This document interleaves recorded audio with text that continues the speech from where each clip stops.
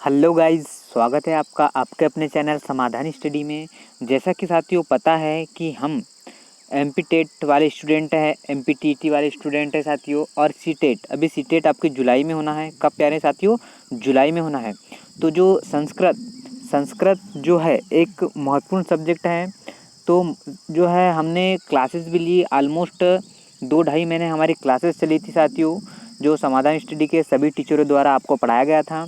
और आपके संस्कृत के जो है टॉपिक जो वहाँ पढ़ाए नहीं गए थे, 2-3 ही लेक्चर हम ले पाए थे और उसके बाद लॉकडाउन लग गया था। तो साथियों, जो आपका कोर्स ना छूटे इसलिए हमने चाहा कि आपको संस्कृत के जो है हम लोग क्वेश्चन करवाएंगे और आपको बिल्कुल उसके जो आंसर आएंगे, मतलब साथियों 4 ऑप्शन तो रहेंगे, तो उनके आंसर को भी हम आपको डिटेल पूर्वक समझाएंगे। तो बिल्कुल साथियों लगे रहिए, मेहनत कीजिए और हमारा साथ दीजिए और अपने मुकाम तक पहुँचिए। तो साथियों आपको क्लासेस को शेयर करना है और ज़्यादा से ज़्यादा स्टूडेंट को जोड़ना है। हम चाहते हैं कि ज़्यादा से ज़्यादा स्टूडेंट जुड़े और आप जल्दी से जल्दी सिलेक्शन ले लें। तो चलिए आज का टॉपिक हम स्टार्ट करते हैं। जो आज संस्कृत का जो है, संस्कृत हम लोग पढ़ रहे हैं, तो हम देखते हैं संस्कृत के बारे में कि संस्कृत में क्वेश्चन किस तरीके से आपको एमपी टेट वाले और सी टेट वाले बच्चे हैं उनको पूछा जाएगा। तो साथियों आज का यह हम जो है सब्जेक्ट आज से स्टार्ट कर रहे हैं। तो आपको डेली मिलेगा, ज़्यादा लॉन्ग नहीं मिलेगा साथियों। तो आपको पुनः 30 क्वेश्चन इसके मिलेंगे, आपको उसको देखना है। तो साथियों बिल्कुल आज का यह सेशन स्टार्ट करते हैं पहले क्वेश्चन की ओर। तो चलिए पहला क्वेश्चन आपके स्क्रीन पर है साथियों। बिल्कुल पहला क्वेश्चन आ चुका है मित्रों। तो पहला क्वेश्चन कहा गया है, संस्कृत शब्द का अर्थ, मतलब क्या अर्थ है। तो संस्कृत का अर्थ क्या है? परिष्कृत, निर्देश, शुद्ध, उपरोक्त सभी। तो मित्रों इसका राइट आंसर क्या है? ऑप्शन नंबर डी, उपरोक्त सभी। संस्कृत का अर्थ है उपरोक्त सभी, परिष्कृत, निर्दोष, अशुद्ध। संस्कृत शब्द का अर्थ आपको बता चुका हूँ और अलंकृत भी होता है, इसका विशेष रूप से ध्यान रखिए। साथियों हम बढ़ेंगे अभी नेक्स्ट क्वेश्चन की ओर। नेक्स्ट क्वेश्चन आपका है, संस्कृत भाषा को कहा जाता है देवनागरी भाषा, देववाणी, दीर्घवाणी या उपरोक्त सभी। तो मित्रों मैं आपको इसका राइट आंसर बता दूं, उपरोक्त सभी।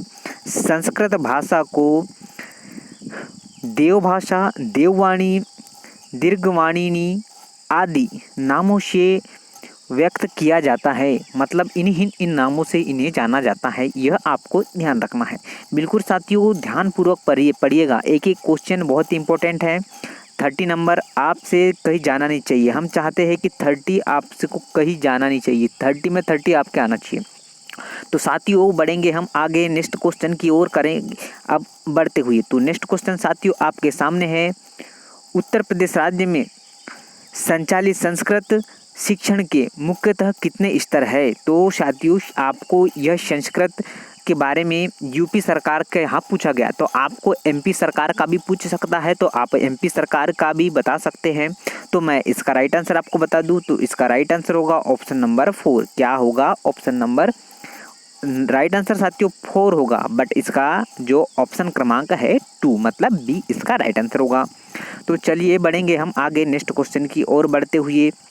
नेक्स्ट क्वेश्चन कवर अप करेंगे और बिल्कुल अच्छे अच्छे क्वेश्चन आपको यहाँ पर कवर अप करने को मिलेंगे। तो चलिए प्राथमिक स्तर पर संस्कृत शिक्षण के क्या उद्देश्य हैं।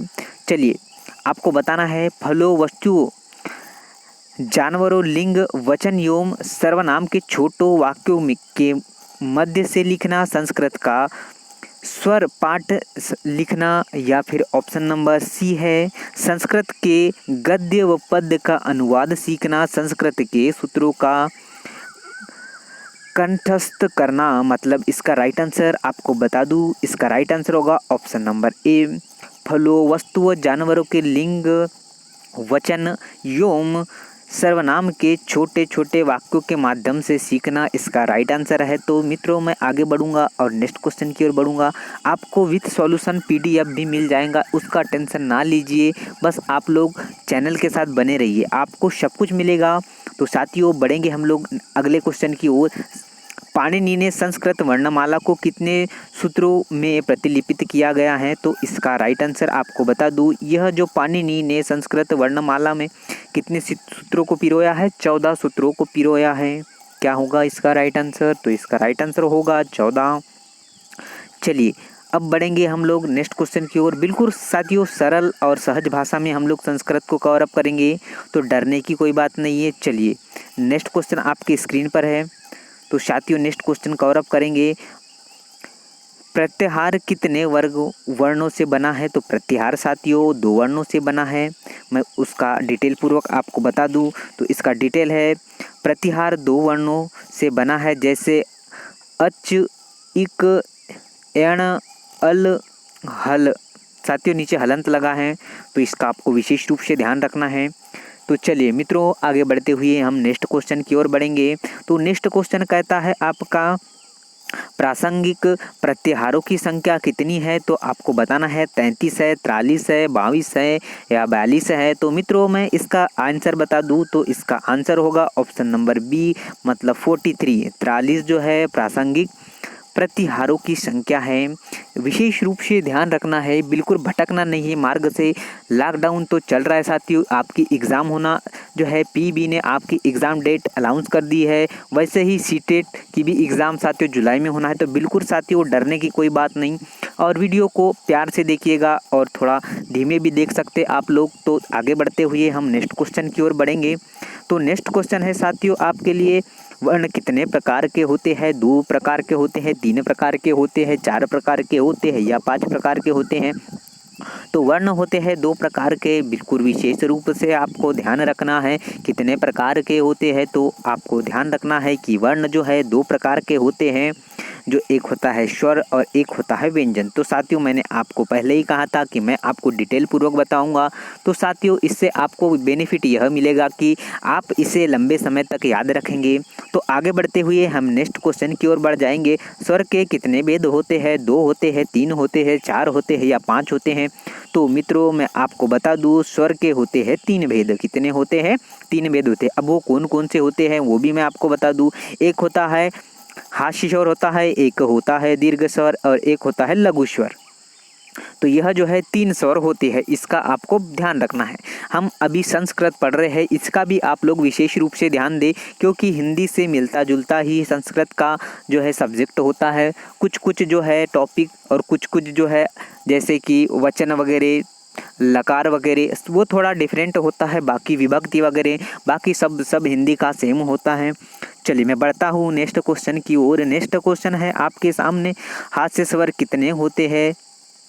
हास्य स्वर किसे कहते हैं? क्वेश्चन इस प्रकार से है, जिस स्वर में उच्चारण में एक मात्रा का समय लगे, जिस स्वर में उच्चारण में 2 मात्रा का समय लगे, जिस स्वर में उच्चारण में 3 मात्रा का समय लगे। उपरोक्त में से कोई नहीं। तो साथियों मैं इसका राइट आंसर आपको बता दूं, जिस स्वर में उच्चारण में 1 मात्रा का समय लगे। तो इसका राइट आंसर क्या होगा? Option number A. मित्रों आपको मज़ा आ रहा है तो लाइक कर दीजिए, मोटिवेशन मिलेगा मुझे और मैं इससे अच्छे भी वीडियो आपके लिए बनाता रहूँगा। तो चलिए हास्य स्वर में कितने प्रकार के होते हैं? तो हास्य स्वर 3 प्रकार के होते हैं या 5 प्रकार के होते हैं या 7 प्रकार के होते हैं, 8 प्रकार के होते हैं? तो मित्रों मैं आगे बढ़ूंगा, इसका राइट आंसर बता दूं आपको। जो हास्य स्वर है वह 5 प्रकार के होते हैं। कितने? 5 प्रकार के होते हैं। तो बढ़ते हुए नेक्स्ट क्वेश्चन की ओर बढ़ूंगा। बिल्कुल साथियों बोर नहीं होने दूंगा आपको, और बिल्कुल इसी तरीके से आपके लिए अच्छे वीडियो में लाता रहूँगा। तो मैं आपको बता दूं वह जो 5 स्वर है अ, ई, उ, ऋषि, अल्ल, क्या साथियों 5 है। इसे आप लोग नोट डाउन करिएगा, अपनी कॉपी में नोट डाउन करिएगा। अब आपको डरने की कोई बात नहीं साथियों, समाधान स्टडी आपके साथ खड़ा है। तो चलिए नेक्स्ट क्वेश्चन आ चुका है आपके स्क्रीन पर साथियों। तो चलिए दीर्घ स्वर किसे कहते हैं? तो ऐसे स्वर जिसके उच्चारण में 1 मात्रा का समय लगता हो। साथियों यह जो है आपको एक मैंने PDF बनाया है, उसमें आपके लिए अच्छे क्वेश्चन कलेक्शन किया है। तो आपको जो है परिभाषा ही पूछ सकता है, तो मैंने वहाँ पर परिभाषा ही भी आपके लिए सेट किया है। ऐसे स्वर जिनमें उच्चारण में 2 मात्राओं का समय लगता हो, ऐसे स्वर जिनमें उच्चारण में 3 मात्राओं का स्वर लगता है, या ऐसे स्वर जिनमें उच्चारण में 4 मात्रा का समय लगता है। तो मित्रों इसका राइट आंसर क्या है? ऐसे स्वर जिनमें 2 मात्राओं का प्रयोग लगता है तो वह जो है दीर्घ स्वर कहलाते हैं। इसका आपको ध्यान रखना है। दीर्घ स्वर कितने प्रकार के होते हैं? यह 4 प्रकार के होते हैं, 5 प्रकार के, 6 प्रकार के या 8 प्रकार के होते हैं। तो यह साथियों होते हैं 8 प्रकार के। कितने? 8 प्रकार के होते हैं। चलिए मैं वो बता दूं आपको कि कौन कौन से होते हैं। 8 प्रकार इनके। आ होता है, ई होता है, उ होता है, ऋषि होता है, ए ई ओ ई औ होता है। आपको इसी तरीके से याद करना है। आ ई उ ऋषि, ए ओ औ, इस तरीके से आपको याद रखना है। प्लुत स्वर किसे कहते हैं? तो बिल्कुल साथियों आपको पूछा जाएगा प्लुत स्वर किसे कहते हैं, तो आपको बिल्कुल विशेष रूप से इसे बताना है। वे स्वर जिनमें उच्चारण में एक मात्रा का समय लगता है, वे स्वर जिनमें उच्चारण में 2 मात्रा का स्वर लगता है, या फिर 3 या फिर 4, या फिर वे स्वर जिनमें उच्चारण में एक या एक से अधिक मात्रा का प्रयोग लगता है। तो साथियों मैं इसका राइट आंसर आपको बता दूं, तो इसका राइट आंसर होगा ऑप्शन नंबर सी, मतलब वे स्वर जिनके उच्चारण में 3 या उससे अधिक मात्राओं का स्वर लगता है, समय लगता है, तो वह होगा प्लुत स्वर कहलाएगा। तो आपको इसे ध्यान रखना है। मित्रों साथियों आगे बढ़ते हुए नेक्स्ट क्वेश्चन की ओर बढ़ गए हम लोग। ऐसे स्वर जिनमें उच्चारण में नासिका की सहायता ली जाती है, इसमें क्या कहते हैं? मतलब नासिका मतलब नाक का यूज किया जाता है, तो उसे क्या कहते हैं? अनासिका कहते हैं, अननासिका कहते हैं, निरनु नासिका कहते हैं, अनुदंत कहते हैं, अनुदात कहते हैं। तो इसे कहते हैं साथियों अनुनासिका। क्या कहते हैं? अनुनासिका कहते हैं। जिन स्वरों के उच्चारण में नासिका की सहायता ली जाती है उसे अनुनासिका स्वर कहते हैं। जैसे ये नासिका मतलब नाक से ही स्वर का उच्चारण किया जाता है, इसे आप विशेष रूप से ध्यान रखिए। साथियों बढ़ते हुए नेक्स्ट क्वेश्चन की ओर बढ़ गए हम लोग। तो निम्नलिखित में से कौन सा अंत स्थ व्यंजनों का समूह है? ल व श श, य र ल व श श श श, सभी प्रकार के जो है, तो मैं इसका राइट आंसर आपको बता दूं, य र ल व, यह जो है अंत स्थ व्यंजन है, इसका आपको ध्यान रखना है। चलिए बढ़ते हुए नेक्स्ट क्वेश्चन की ओर बढ़ गए हम लोग। तो साथियों चलिए निम्नलिखित में से कौन सा उष्ण व्यंजनों का समूह है?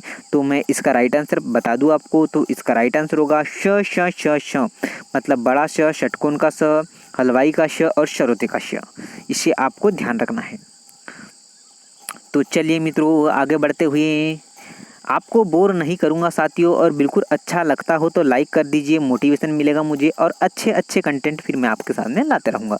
चलिए स्पर्श वर्ण कहते हैं क से म तक, अ से अंत अम तक, या फिर क से ज्ञानी तक, या अ से ज्ञा तक। तो इसका राइट आंसर मित्रों मैं बता दूं, क से म तक को स्पर्श व्यंजन कहते हैं। इसका आपसे ध्यान रखना है। क से म तक 25 वर्णों को स्पर्श व्यंजन कहते हैं। कितने वर्ण? 25 वर्ण। कितने? 25 वर्ण को स्पर्श व्यंजन कहते हैं, यह भी आपको ध्यान रखना है। अब बढ़ते हैं साथियों अगले क्वेश्चन। संयुक्त व्यंजन किसे कहते हैं? दो स्वरों के संयोजन से बने वर्ण को कहते हैं। दो व्यंजनों के संयोजन से बने वर्ण को कहते हैं। दो स्वरों व दो व्यंजनों के संयोजन से बने वर्ण को कहते हैं। उपरोक्त में से कोई को नहीं कहते हैं। तो साथियों मैं ज़्यादा टाइम न लेते हुए इसका राइट आंसर मैं आपको बता दूं, तो इसका राइट आंसर होगा ऑप्शन नंबर बी, दो व्यंजनों के संयोजन से बने वर्ण को कहते हैं संयुक्त व्यंजन कहते हैं। तो मैं बढ़ते हैं आगे क्वेश्चन की ओर। प्रत्यय के कितने भेद होते हैं? 2 होते हैं, 3 होते हैं, या 6 होते हैं, या 4 होते हैं? तो मैं इसे आपको बता दूं, इसके होते हैं 2। प्रत्यय के होते हैं 2 भेद, वह 2 कौन सा है? अभ्यंतर और बाह्य। क्या होता है? 2। इसे आप नोट डाउन करना है, अपनी एक कॉपी बना लीजिए। जो क्वेश्चन आपको अच्छा लगे, आपको टफ लगे, तो आप उसे नोट डाउन करिएगा। आपको एग्ज़ाम में जब जाएंगे तो आपको बहुत बेनिफिट मिलेगा। तो बढ़ते हैं साथियों नेक्स्ट क्वेश्चन की ओर। नेक्स्ट क्वेश्चन आपके सामने है, बाह्य प्रश्न के कितने भेद होते हैं? 8 या 10 या 11 या 14? तो मैं इसे बता दूं, इसके होते हैं 11 भेद। कितने भेद होते हैं? 11 भेद होते हैं। इसे आपको नोट डाउन करना है, तो मैं उसे आपको बता दूं, इसे आपको विशेष रूप से नोट डाउन करना है। एक अपनी संस्कृत की कॉपी बना लीजिए, मैं आपको क्वेश्चन भी करवाऊंगा, मैं आपको टॉपिक भी पढ़ाऊंगा। तो बिल्कुल आप लोग विशेष रूप से एक कॉपी तो बना ही लीजिए आज से। तो बाह्य प्रश्न के 11 भेद होते हैं। विवार होता है, संवार होता है, या फिर सुहास होता है, नाद होता है, घोष होता है, अघोष होता है, अल्प्राण होता है, महाप्राण होता है, उदात्त होता है, अनुदात्त होता है और स्वरित होता है। ऐसे कितने होते हैं? 11 स्क्रीनशॉट ले लीजिए। बहुत ही इंपॉर्टेंट क्वेश्चन है, यहाँ से कुछ भी पूछा जाएगा और उनमें से एक नहीं होगा तो आपको उसे टिक लगाना है। तो बढ़ते हैं। विवार का क्या अर्थ है? मुख का खिलौना होता है, तेजी से श्वास छोड़ना होता है, अट्टहास करना होता है, मुख का बंद करना होता है। तो मैं इसे बता दूं, इसका राइट आंसर होगा मुख का खुलना होता है। विवार का अर्थ होता है मुख का खुलना, जैसे कि आपको डिस्क्रिप्शन बॉक्स में दिख रहा है। हमने बिल्कुल आपके लिए एक एक क्वेश्चनों को डिटेल पूर्वक लाया है, तो बिल्कुल आप लोग बिल्कुल मेहनत कीजिए और बिल्कुल सफलता के कुंजी पर छा जाइए। अल्पभ्रांश वर्ण किसे कहते हैं? तो देखिए साथियों, अल्पभ्रांश वर्ण किसे कहते हैं? जिन वर्णों के उच्चारण में प्राणवायु का उपयोग नहीं होता है। आपको विशेष रूप से ध्यान रखना है, जिन वर्णों के उच्चारण में प्राणवायु का अल्प उपयोग होता है, मतलब थोड़ा उपयोग होता है। जिन वर्णों के उच्चारण में प्राणवायु अधिक यूज होती है, मतलब अधिक प्रयोग में होती है। जिन वर्णों के उच्चारण में एक प्रकार की क्या होती है? गुंज होती है। तो साथियों, मैं इसका राइट आंसर आपको बता दूं, जिन वर्णों के उच्चारण में प्राणवायु का अल्प प्रयोग होता है, मतलब थोड़ा प्रयोग होता है। चलिए मैं आगे बढ़ते हुए नेक्स्ट क्वेश्चन की ओर बढ़ जाता हूं। तो नेक्स्ट क्वेश्चन आपके सामने है। चलिए साथियों, आज हम इतने ही क्वेश्चन कवर अप करेंगे। 25 क्वेश्चन, ऑलमोस्ट 24 क्वेश्चन है हमारे पास और क्वेश्चन है। बट साथियों, आप 24 क्वेश्चन हमने जितने कवर किए हैं, आप उसे ही याद कीजिए, लर्न कीजिए, ताकि आपको अच्छा लगे। हमारा कंटेंट कैसा लगे हमें कमेंट्स करके बताएं, ताकि हम ज़्यादा से ज़्यादा क्वेश्चन करें और आपके लिए ज़्यादा बेनिफिट मिले, आपको अच्छा लगे। तो मुझे कमेंट्स कीजिए साथियों। सभी मित्रों से गुजारिश चाहूँगा, एमपीटेट वाले, सीटेट वाले और जो भी संस्कृत की तैयारी कर रहे हैं मेरे शिष्य, तो वह विशेष रूप से क्लासेस को शेयर करें और हमारे पुराने जो एमपीटेट वाले बच्चे हैं वो भी हमारा थोड़ा सहायता करें और अपने भविष्य की चिंता करते हुए साथियों इसे शेयर करें। तो इसी के साथ मैं आज के यह संस्कृत टॉपिक से विदा लेता हूँ, आपसे नमस्कार चाहूँगा। चलिए, जय हिंद, जय भारत।